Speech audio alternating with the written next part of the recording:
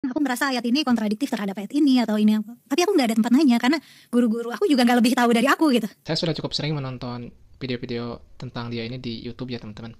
Tapi kali ini saya ingin membahas tentang videonya yang ini, yang diwawancarai oleh Bung Ade Armando.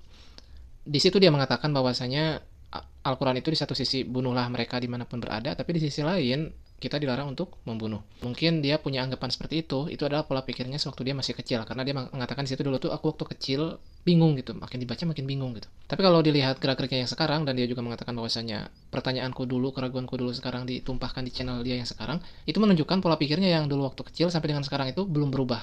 Artinya dia masih beranggapan bahwasanya di Al-Quran itu masih ada kontradiktif. Kita harus melihat dengan konteksnya, jangan dipotong-potong. Jadi konteksnya itu ketika kita diperangi, kalau saat itu adalah Nabi, ketika diperangi, supaya mereka berhenti memerangi, maka harus dilawan dengan peperangan, sebagaimana sekarang Palestina dan Israel.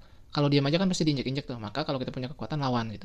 Dan ketika dikatakan bunuhlah mereka dimanapun berada, itu masih dalam rangka peperangan gitu. Jadi lalu kenapa di ayat yang lain dikatakan dilarang membunuh? Kan di Al-Quran itu dikatakan wala taqtulun nafsal lati haramallahu illa bil haq. Jangan membunuh jiwa yang diharamkan oleh Allah kecuali dengan hak. Nah, orang yang layak dibunuhnya adalah mereka yang memusuhi, mereka yang memerangi. Kalau mereka tidak memerangi, mau agamanya bukan Islam, mau ateis, ya mereka jangan dibunuh. Sesimpel itu ya teman-teman. Jadi perintah membunuh dan dilarang untuk membunuh itu tidak ada kontradiktifnya sama sekali gitu.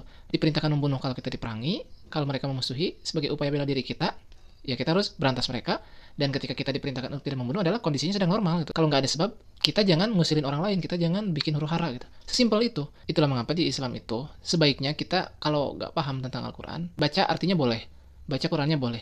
Tapi untuk hal-hal yang sifatnya wah ini agak rumit nih, itu jangan ditafsirkan sendiri. Kita butuh guru gitu loh.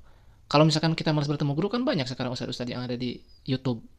Kita lihat aja, kan mereka bisa dilihat nih, oh ustadz ini manhajnya ini, alirannya ini. Kita bisa lihat itu. Bukan malah ketika kita baca sendiri pusing, ya udah, nggak mencari validasi atau konfirmasi. Ini tuh maksudnya gimana?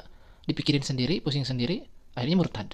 Yang lucu adalah sekarang tuh orang-orang barat, mereka tuh nonis tentunya, ada yang ateis juga. Ya tentunya mereka tuh bukan Islam. Ada mereka yang mencoba membaca terjemahan Al-Quran, dia baca sendiri, dan hasilnya dia tidak mendapatkan kontradiktif sebagaimana dia yang katanya dulu hafidhoh gitu. Aneh memang ya teman-teman. Jadi memang hidayah itu sendiri memang mahal ya teman-teman. Di mana ada nonis bisa baca dan dia menemukan esensi dari apa itu Al-Quran, sedangkan di sisi lain ada yang katanya hafidhoh dengan penafsirannya sendiri semakin tersesat gitu.